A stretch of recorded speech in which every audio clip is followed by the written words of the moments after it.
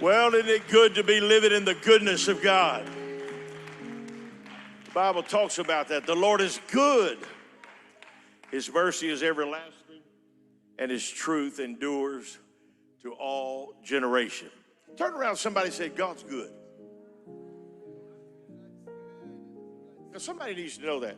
Just say, God's good all the time. Just keep standing for a minute. We're going to dismiss our anthem students and city kids students. We're going to give as unto the Lord. Ushers are coming. If you have something to give, we're going to give you a chance. We never want anybody to be at a church service and not have the opportunity to give. We're not begging you to give today. Many of you are very, very faithful to the cause of God. But somebody may be on the way to church. You found a couple $100,000. You want to drop some of it in, and we want you to do that right now. So ushers, if you'll come on and let's give unto the Lord. God is always good to us. Amen. Anthem students going to have a great time today. City kids going to have a great time today. Is today First Wednesday? Y'all not going anywhere. This is the first Wednesday.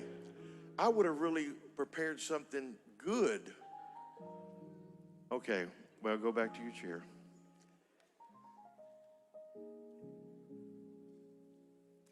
Thank y'all. Kobe, thank you for the reminder.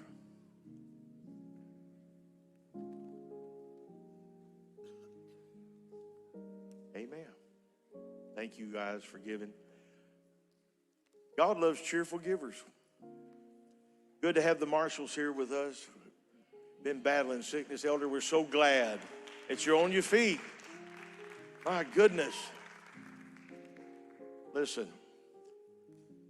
you don't really think about getting up every morning and say, God, I'm so glad I feel good. But boy, when you're feeling bad, man, you get to thinking, God, if I ever get out of this, I'm going to thank you. I'm just going to thank you. You ever go into the doctor and they give you something, they say, we're going to give you this medication, you're going to take it 3 times a day, and within the next few days you ought to be feeling better. Isn't it amazing how we believe it? We don't even know if there's anything in those pills. But they said, in 3 to 5 days, I'm going to be feeling better. And we start expecting it. It's going to happen. It's going to happen. It's going to happen. Listen, God's told us so many precious things that we ought to just start believing that. Because he's never failed. You ever gone to the doctor and they give you those things, 3 to 5 days, you're going to be better. 3 to 5 days, you're not a bit better. As a matter of fact, you might even feel a little worse. And they say, well, we're going to send you out something else. I had that happen to me one time, and then it really dawned on me what that really is all about. That's why they call it the practice of medicine. Evidently, they don't know what they're doing. They're practicing on us. But with God, it's not that way. Whatever he says, he's able to bring it to pass. Last week, had ladies' meetings, and then the guys were in here. I didn't find out what all was said, and that kind of worries me. I wasn't able to be here. I was sick last Wednesday night, but I understand it was very good. Talked about relationships and a lot of wonderful things. It's good when guys get together. We always realize when we get together that we're all walking through the same valleys and we still fight the same devils and everybody has the same pitfalls. And it's just easy when you're around in church. Sometimes you just look across the aisle, look around. You think everybody's got their act together. But let me just tell you, sometimes we got our act together and sometimes we're just really good at pretending we do. That's really the truth. We just say, well, we got a smile on our face, we're going to go on. But that doesn't mean you're not having difficulties and going through things. So I've got a few things I'm going to talk to you about, though. Hey, students, y'all want to hear some of this, too? You all right with hearing this? Okay. Every now and then, I'll just throw in something youthy. I'll try to use these youth terms, or maybe not. I don't think I will, because nowadays, youth terms mean really nothing to me as far as they don't seem to make sense. Something that my dad used to say when I would use terms when I was a young person, Dad said, I don't even want you to say that anymore because it doesn't make any sense. But it makes sense to those that know what they're talking about. And so I won't do that today. But I will talk to you from the book of Amos. And I know you would if you don't know the Bible, let me just tell you this. You're going to pass Amos up along the way to other scriptures. You can stand. Amos. That's not even something you hear much out of. I never knew anybody named Amos. Years ago, there was a thing called Amos and Andy, way back. Jerry Reed had a song called Amos Moses. He got all the prophets together. Moses in there, and then you got Amos in there. And if you ever listen to that song, I don't say you need to, but it's just quite a story. I just never heard anybody called Amos. Don't hear very many people called some of these minor prophets, but when you see in this part, Malachi and Micah, they're called the minor prophets, but that doesn't mean that what they said is less important. It's talking about the volume of what they wrote. I feel like when a prophet speaks, it's a major thing, and it is with Amos. Amos 3, verse number 3. Very simple scripture. I used it many times without even going to the scripture because I think it's important. Can two walk together except they be agreed? Let's read it together. Can two walk together except they be agreed? For a little bit, I'm going to talk to you about walking together. Turn to somebody and tell them, we got to walk together. Okay? You can be seated. When I will go walking with Sister Macey, which is occasionally, the problem we have, we may have the same course charted. For some reason, she's determined to get there before me. Because, she's on the move. And I'm like, hey, it's supposed to be a leisure walk. You ever going along with somebody and you maybe you're kind of holding on to them or you're walking together and you can't seem to get the stride right? It feels weird. Y'all won't know anything about this. But way back in the 60s, there was a group. I know you probably heard of the Beatles. But there was also a group called the Monkees. And the Monkees had this thing they did where they put their arms together. There was 3 of them, or maybe 4. And they did this walk but it took them being synchronized to do that particular walk. It was an amazing thing. When I was in school, I thought, man, wouldn't that be cool if we could get together and do that? But there was just something about the way that they did it. There was just no way to get your everything going all at the same time and not step over each other. But they were able to walk that crazy walk somehow together. And let me just share a couple things. We're talking about walking with God a little bit, but one of the things I want to talk about is that you're going to have a hard time walking with God if you can't walk with someone else. And when we were thinking about relationships, and guys, I don't know, again, what all you talked about, but I want to say to you that if you're married and you've got a family, the thing that you've got to master is the ability to walk together. And many times what happens to people is not because, not that they didn't start out loving each other, but they just never developed the ability and the desire to walk along together. And I want to give you a few little tips today that I hope will help you out, to help you. And students, let me tell you this. Friendships are going to require the ability to walk together with someone. Not going to have to be with a boyfriend, girlfriend relationship, some kind of love relationship. But if you've got two of you students here, girls, if you've got a friend, and guys, you've got a friend, man, they may be the best friend. But if you're not careful, if you don't learn the art of walking together, something's going to happen that y'all are going to have a fallout.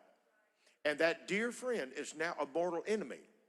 I've gone to divorce courts with people in our church, and I found out that some of them, which I had performed their ceremony, watched them say, now you may kiss the bride, walk out beaming, smiling, and then get there and they're sitting at opposite ends of that long hallway at a courthouse somewhere and absolutely despise one another.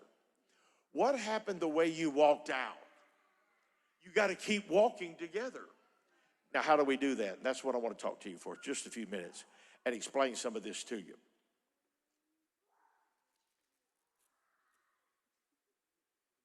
Am I hearing things, or do I hear a strong bass sound? Strong bass sound. Maybe I have a guy that lives in our neighborhood. Maybe I can hear it from where he's at over there in our other neighborhood over there. Maybe they're having church somewhere else. Now, when you say, can two walk together except they be agreed? And we've said this over and over. I know you've heard this before. And we say it like a lot of times that people have falling outs, and we'll say, well, can two walk together except they be agreed? Immediately we think, agree on every issue. And I can tell you, y'all have celebrated recently an anniversary. Is that correct, or was that the Fosters I'm thinking of? September. That wasn't recent, brother.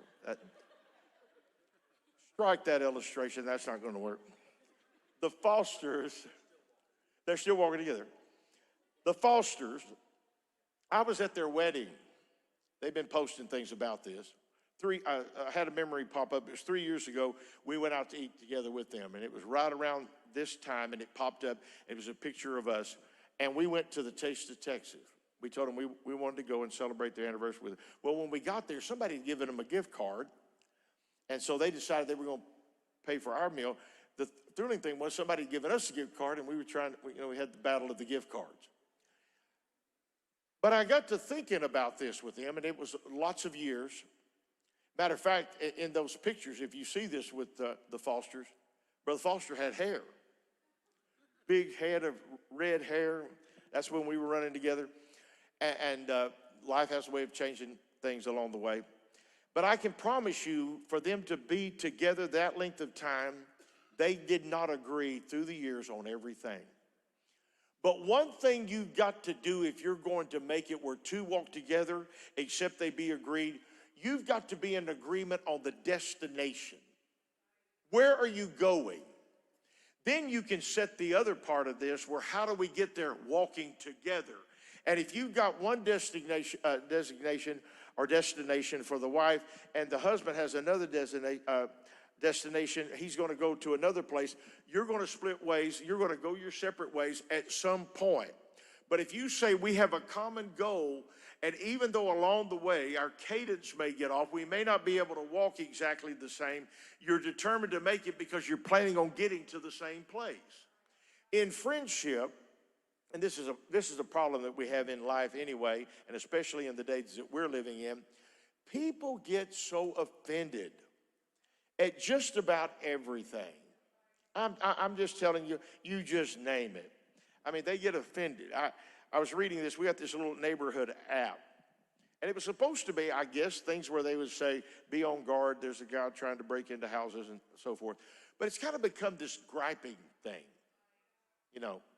And they said, well, I don't want to complain. And if they say that, buckle up. Complaint is coming. And it was about something. Kids in the neighborhood, it's always about something. Because people want their life to be just like they want it to be, and they forget about the fact that we all have the right for the pursuit of happiness, and sometimes it's loud with a big bass sound. Or it may be kids riding their bicycle. But whatever it is, you've got to make up your mind, we're going to have harmony here. And if you're always saying they've got to agree with me on every point, you're never going to get to the destination with that person, whoever that is. So stick with me on this now. I want you to get something.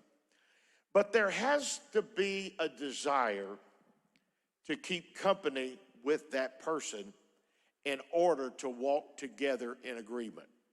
Let me give this to you. If you like the person or you fall in love, and you say, we're going to get married. And Sister Macey and I, you've heard all this. We didn't have a very long courtship. And when I look back on it now, I evangelized, and I really, what you could just say, didn't have a job. I didn't make hardly anything. And I was going to take her away from her dad, who was a pastor, and I was going to evangelize. I didn't have a trailer. We didn't have any place to stay.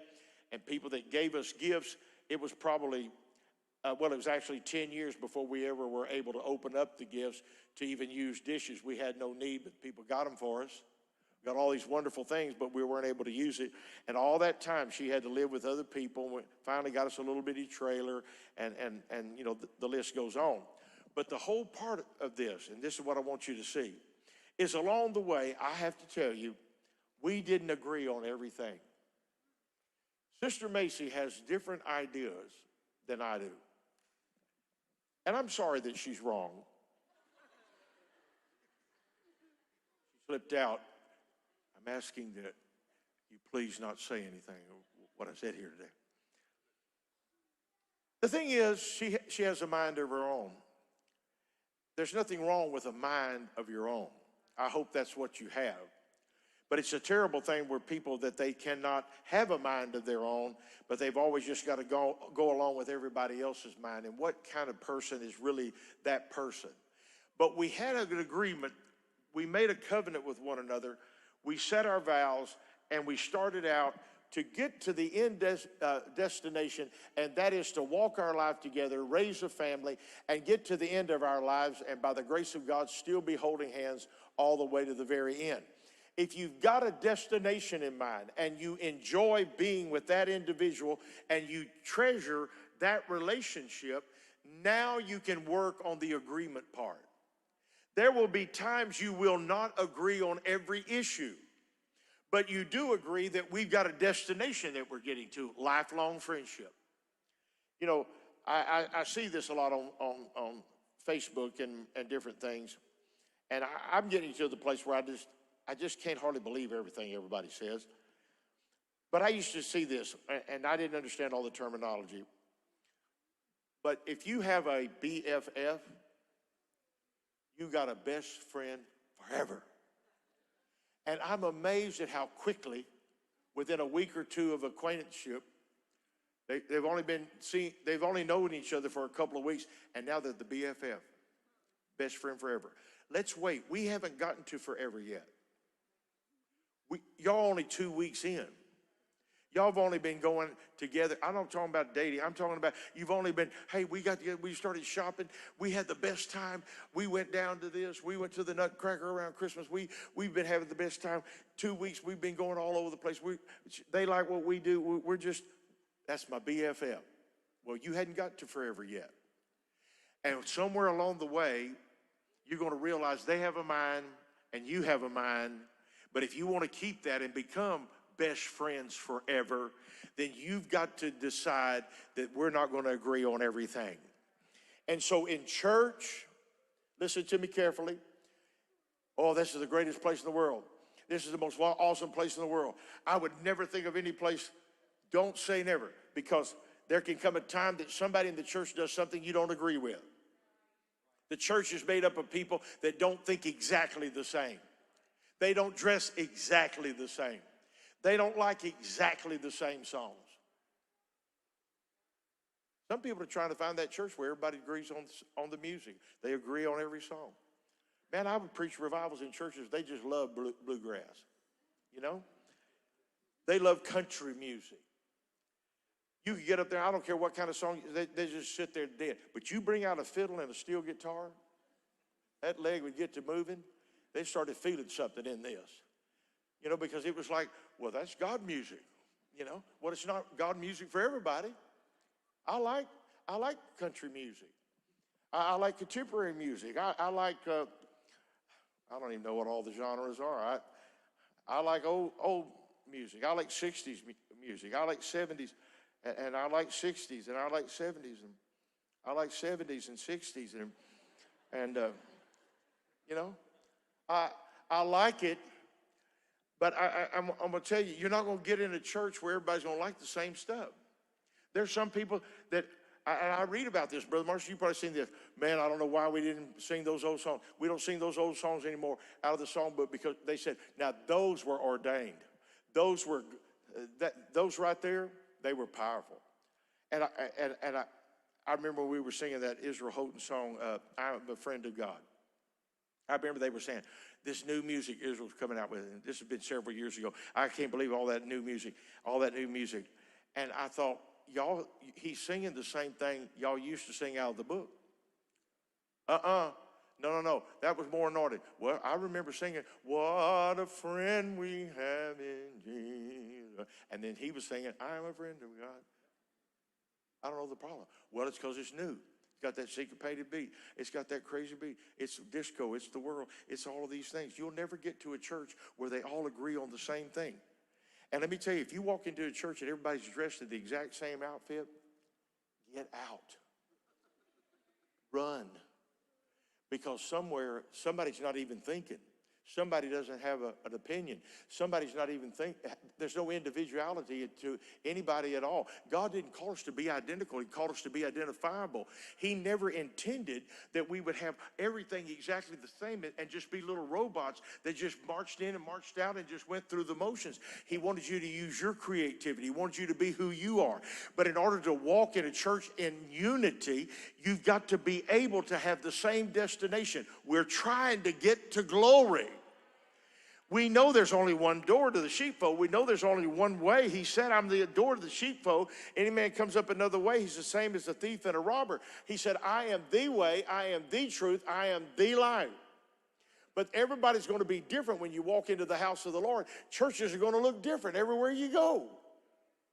On vacation, I used to just slip into churches and just to see. I went into a church one time in Arkansas, and we were on vacation, Sister Macey and I. And I'll tell you after service, kind of the area. But I came in, nobody even spoke to me. Matter of fact, I had just preached at their camp meeting. I don't know if they were not there or they just didn't recognize me without the suit on. But there were guys in the foyer. They were talking to each other. They were having the best time. They were friendly to each other. But they never even said anything to me. I came in and found me a little spot. Nobody ever came around. They were very careful to make sure that I got the offering plate in my hand. The ushers were walking down the aisle. They handed it to each one. I was on the end where I could do that. And of course, I got money out. I put money in. I needed to leave before the service was completely over, but there were still people standing out in the foyer. Some of them evidently didn't need church because they just stood out there through the whole service. Some of the guys holding up the water fountain, propped up there, waiting on, I guess, something to happen. They never said a word to me.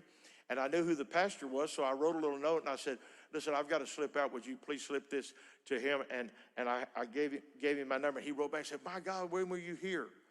Why didn't somebody tell me? Well, somebody didn't tell you because nobody spoke to me. How many people are you going to get into the family of God? I'm sure they're saying we're on our way to heaven. But if you're on your way to heaven, don't you want somebody to go with you? Don't you want to take somebody along with you? That's our destination. But we're going to keep walking because we're going to the same place. We can't walk exactly in the same footsteps, but we can walk the best that we can walk. So this is the thing. You've got to make up your mind. You want to keep the company with those that are around you. You say, well, sometimes you got to get new friends, and I agree with that. But if you don't settle the problem that you had with the old friend, you're not going to keep the new friend. And one of those problems is you realize that friend maybe don't see eye to eye with you. If you get married and last like the Marshalls have and like the Fosters have, you got to realize there's times that you're not going to get to eat what you want to eat. Right. Sister Macey let me know that, I've lost this weight, and she said, you really need to be eating more protein. And I know what's in, what to eat, get my protein. Well, on the way to church Sunday, we were driving. I felt like the Lord was talking to me about some things, and I was quiet, and I was just thinking about this. But from the time we left the house until we got here, I got a lesson on protein.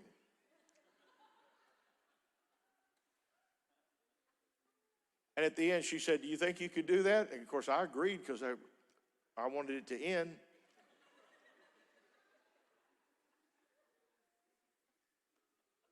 Maybe y'all have never seen anybody being honest, but there it is. And, fellas, I know you're sitting by your wife, and if you don't agree with me out out front here. When you go by me tonight, just kind of give me a fist bump, and I'll know we're in this thing together. She gave me the whole lesson of things I need to be doing, all the protein I need to be eating, and I understand that, and I think it's all for my own good. But all I can think about is, I don't know what we're going to get after church, but protein's going to be in it. Yeah, absolutely. And she said, you know, what you're eating mainly is just carbs, you know, and she was telling me all that, and I said, well, we got to go somewhere where we can get protein. I got to go eat a whole chicken. You know, I got to get something. I got to have that protein. But if you're going to stay married, if you're going to stay together, and listen, wives, don't say, well, we always eat what my husband wants to eat. Sometimes you give over what you want because you want to be with that person. You don't think I can just change this every so often.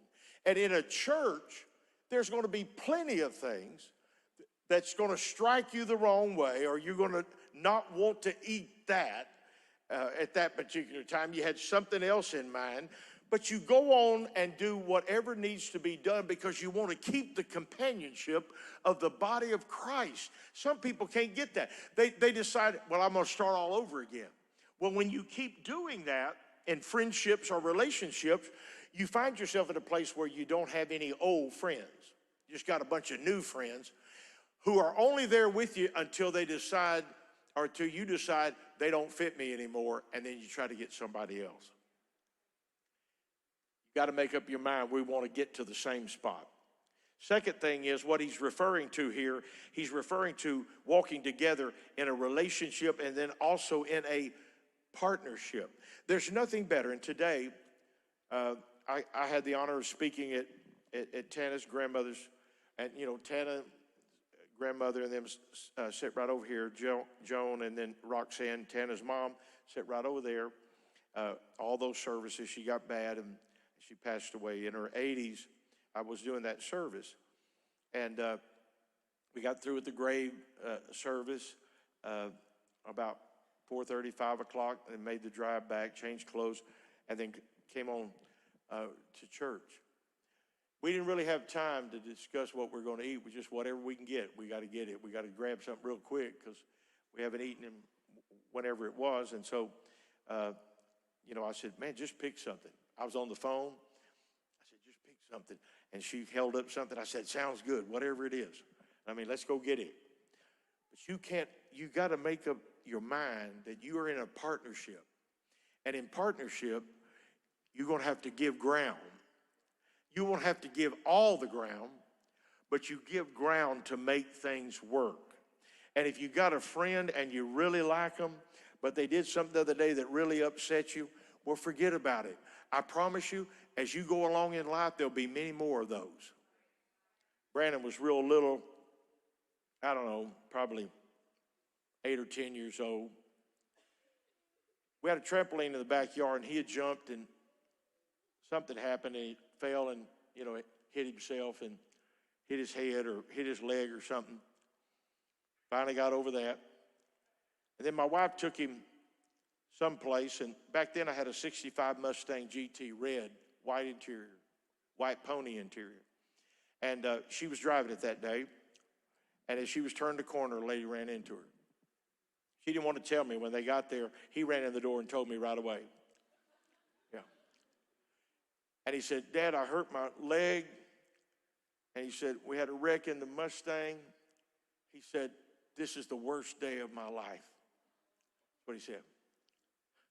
And I said, son, you'll have worse days than this. He thought that was the worst. It can't get any worse. Had a wreck. I hurt myself. No. Life is going to give you a bunch of that. But do you quit living it? Do you quit walking? Or do you decide, I'm walking with this bunch? You know, your family, whoever you were born into that little family, unfortunately, you didn't choose it. You didn't pick it. You were born into the family. Maybe all of them's crazy but you. But you decide, I just love them. I can't understand them, and they don't make any sense to me. But if you want to have a family, you've got to build the relationship without worrying about it being just perfect. And so it's relationship, and then a partnership. That's what he was talking about here. He's talking about Israel and God, but I want to liken it to us. You know, when you have agreement, which usually stems from like a covenant or a mutual understanding, two cannot walk together except they agree, not on every issue, but they agree that we're going to stick together. I told a couple one time, the husband said, you know, every now and then, you know, she'll say, why don't we get a divorce? And then I told her the other day, you know, I don't know if I ought to get a divorce. I said, now, first of all, let me just tell y'all something. Don't ever say that again. Don't ever say it again. I don't even want to hear Tammy Wynette sing about it for you country people. And she even spells it in the song. I said, don't ever mention that again. If you're going to make this thing work, you're not getting a divorce. And don't even speak it. Don't even say it. You may get so upset that you could bite a nail in two. But all you got to do is get that worked out. And when the sun comes up the next day, you realize I'm so thankful that I didn't say something ridiculous and say something that I wished I could take back. Hang on to that, because you want to be able to walk to the destination with your church, with your friendships, with your relationship. You got to keep walking together. Amen. Somebody said yes. You got to have direction and purpose. You know, with this organization that we're a part of, there's several things in there. And one of the things it says is that we are never to contend, how does it say it? For our own ideas, I think it says, or belief, to the disunity of the body. And we will all keep the unity of the body until we come to the unity of the faith. In other words, whether you believe the Lord is going to come before the tribulation, after the tribulation, what do they call it? Mid, pre, and post-tribulation. We got guys that believe all those things. But don't separate from the body because you think you're going through the whole tribulation. Just if you're planning on doing it and you go in the rapture, you won't be mad, which is what I think is going to happen. If you think you got to go through some of the suffering and 3.5 years into Daniel's, the 7th week of Daniel, that you're going to go up, but then you'll be fine. That means you're not going to have it a whole long time. Whatever it is, don't have disagreement and the body be divided. It's a body in Anthem students. Well, I don't really think we ought to do that. I don't think we ought to go there. I don't think this should happen like this. Everybody's got an opinion. You ever have anybody that posts something? They think they're doing something really encouraging. I saw this the other day, and I think it was after the presidential election. And brother, people started parachuting in on them. Man, people that are not even interested in politics get interested if there's an argument involved. Last year, and even at the beginning of this year, I really enjoyed unfollowing people. One person wrote something, thank God not in our church, but I knew them very well, and they had written something, and I really wanted to post under there. I don't say everything I want to say. But I do think a lot of stuff. I just don't say it. I wanted to say, I think you've been hacked because someone is writing some terribly stupid things on your page. You need to check it out. I didn't do it. I didn't say anything. I just unfollowed them because I don't have time for divisions. If you've got an opinion, man, have it. But you can't get everybody to do it. You know how we were raised where people always talk about, I have a personal conviction against this, against that. I know how you were raised. I know the church you were raised in. There were people that had a lot of personal convictions about a lot of things. And back in the day, we were talking about this. They preached against hairspray on men, red, women wearing red, hats. Can't remember what all. What all was it? Remember any of those? Oh, your sleeves had to be all the way right down here? Yeah. No watches. Man, we got it easy now. My goodness. Yeah, I mean, they preached us everything from TV to telephone. I mean, there wasn't anything you could do. Ketchup, coffee. I don't remember all the stuff. Dr. Pepper. Oh, yeah, Dr. Pepper. Women had to wear hose. Coffee. Oh, that devil coffee. Now, that was another thing. Yeah, they preached on all that stuff. I used to hear people talk about their personal convictions. I had this when I first came, but I took their personal convictions away from them with this. Don't be scared. Let me tell you why. Because I found out that personal convictions with people are anything but personal. Let me say it again. I know it's hard to get this because Wednesday night, man, we're under a fog advisory, and this can happen because it's been almost time for me to go. And I know it's already, the fog's coming in. And sometimes it's a sea fog. I see what time it is, and I'm really foggy. But let me tell you what I'm saying. Personal convictions weren't all that personal anymore. They had a conviction, and brother, everybody better have it too. They better have that same conviction.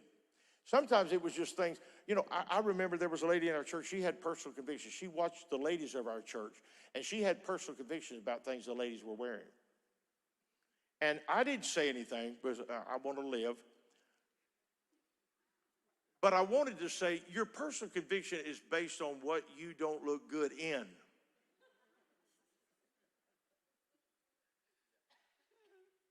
This is a little tough for y'all here. Pretty rough, isn't it? You ever seen anybody like that? They had a personal conviction because they didn't look good in that. They can't wear that. They're trying to wear the one size fits all, and when you see them, obviously it doesn't. But it was personal conviction about the hair. Whether a woman had to have her hair up. That was another thing. Women had to wear the hair up. They had a personal conviction. I always wear my hair up, but you know what they did? They wouldn't let that be personal. They wanted everybody to do the exact same thing. But you had told everybody that the reason you wore your hair up is because you had to get all this stuff put in the hair because you didn't have much hair. And that girl or that lady that has that hair, that beautiful hair that's long, uncut hair, just a beautiful, beautiful look. It's like they don't need to be wearing that thing like that. Because you don't have that. Now you got a personal conviction. You don't think God cares anything about it. He's the one that gave us the hairs on our head. He's got them numbered. I think he cares pretty much about it. But it became personal to them, and they were ready to draw lines and decide, I can't go to a church where they don't have those same convictions. But if God gives you a personal conviction that you ought to wear your hair up, it looks like an explosion in a mattress factory, then you do that. But don't point it to everybody else. You take it as a personal conviction to yourself. Everybody said, Pastor, this is good. I know some of you lied right then, but that's okay because it is good. To walk together, you need to have shared values. And you got to have shared goals. This is where we're going. We want to get there. And if we can get there, if you'll come over here and get beside me, we'll walk together. Because we know where we're going and we want to get there together. And when we were at that funeral, Tana and PJ and the family, PJ spoke a little bit, I did, the girls spoke, it was a beautiful service. And all I could think about is how good it is to have a church. Abraham, y'all know what I'm talking about here. You guys were there last night and also today. Thank you for doing that. But when you look at that and you see those people, when we walked in the funeral home last night, there's our church folks and, they're greeting. They bought food for the family where they could have something to refresh themselves on. And I thought, it's so good to have a church. But there's people that can pick that apart and pick people apart and have a problem with just about everything anybody does. But if we're going to get to the destination, we got to walk together. And the way we're going to do it is because, you may do the monkey walk, talking about the monkeys from the 60s. You may have that walk. I used to walk beside Brother Harold in Bridge City, who's passed away. He was about, I thought he was like 7 foot tall, but he was probably 6'5", 6'6", had big, long legs. Well, anywhere that we went, every time he took a step, I had to take at least 4 or 5. We couldn't stay together like this. But when we ended up at the hamburger place, He was already there ordering, but if he would wait on me, I'd get there too, because we were going to the same place. Have got to give people around us a little slack. A little bit where we say, I just want to give them the benefit of the doubt. Here we go. Last thing. The other thing, if you're going to walk together, you need to learn how to lift one another up and help one another to reach that goal. Let me tell you what Ecclesiastes 4 and verse 9 says. 2 are better than 1. Jolie and them are fixing to get married here before too long, and Britton and all of them, whoever got other kids going to get married. Let me tell you, it says 2 is better than 1. It didn't say 2 is cheaper. 2 is better. And one of the things says, if they're cold, together they can be warm. Well, that's a good thing. Well, if they're fighting a battle, it said, they can back up, fight this way.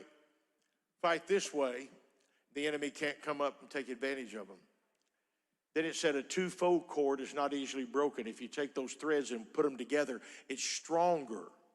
You put all of us together and wind us together, you can't break that. You can't sever that. The enemy can't do anything with that. 2 is better than 1, because we're going to walk together, because we're going to agree. Not every issue, not the time that we ought to do everything. You got somebody in your family that they're not a morning person. You ever hear that?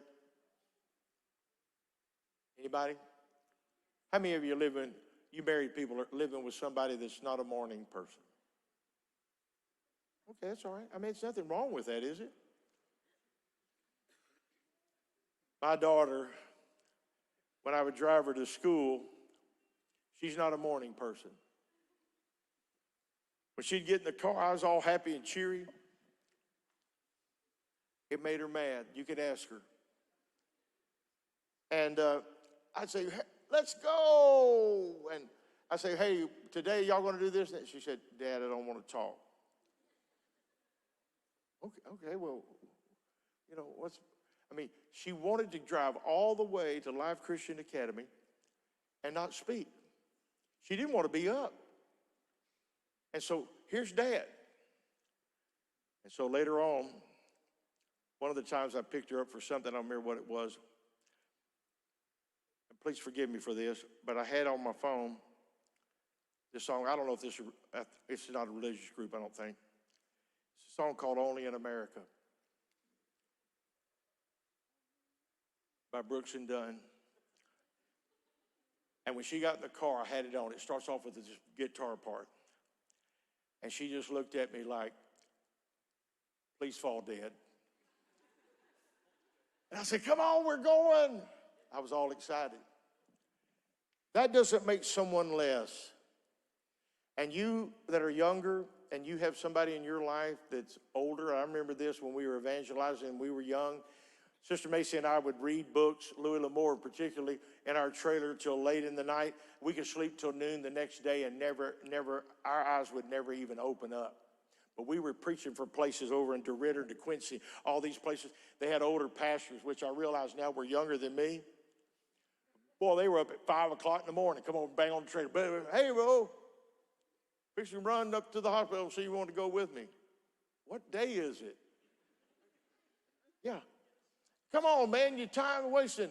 You know what I realized about that later on in life when I got a little bit older? I realized that they weren't really all this energetic. They had all this stuff together. As you get older, you can't sleep late. Has nothing to do with how wonderful you are and all the kids are horrible and everybody's young. I can't believe you can't sleep. Listen, there's plenty of people that can't sleep. They'd give anything if they didn't wake up till 10 o'clock the next morning. But it ain't going to happen. I don't care if they go to bed at 2 o'clock in the morning, 5 o'clock, 6 o'clock, whatever it is. Their eyes pop wide open, and they couldn't go back to sleep if you held a gun to their head and demanded that they go back to sleep. They just can't do it. It has nothing to do with how industrious you are. But there's nothing wrong with having somebody that wants to sleep more and you want to sleep less. But if you're going to the same place, you can walk together. Let's stand. Boy, there's a bunch of this stuff that we could talk about. Maybe that's something we'll talk about at a later time. You know, sometimes I get this feeling like, man, life would be so wonderful if everybody just did things just like me. If they did, though, they wouldn't eat enough protein. They'd have too many carbs in their diet. And so, thankfully, there's other people that will help me with that along the way. I know sometimes wives get upset. I used to, you know, my wife could say, I say, did you lock all the doors? Yeah, I did before I went to bed. Well, I'm laying there in bed, and I get to thinking, what if she missed the back door? It has 2 locks on it. And I'd figure out a way to get up, but she knew then what I was doing. I was going to go check. You don't believe that I locked the door? What you can realize, you can become frustrated in that, but then you realize that there's something in that man that wants to make sure that we're protected. It's not doubting. It's the fact that he's going to make sure nobody's coming in here.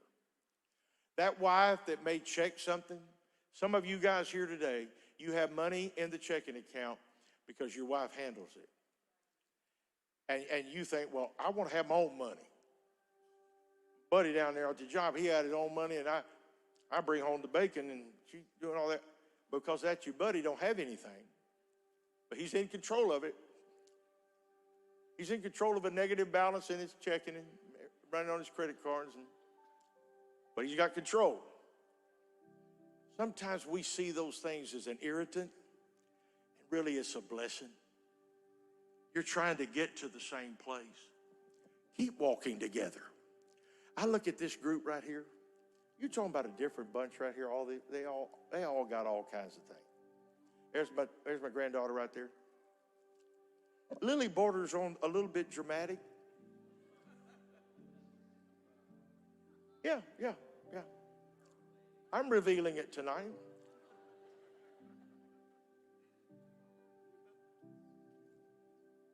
We've learned a lot of stuff with Lily.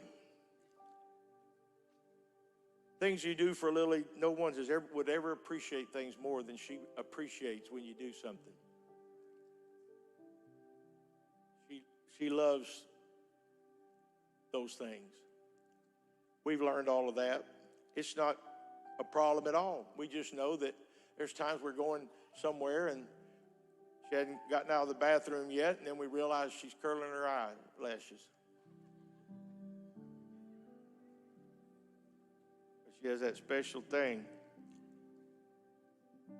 Y'all know what those are, don't you, ladies? You know what I'm talking about? I don't know what this is, but where you have to open your mouth at the same time.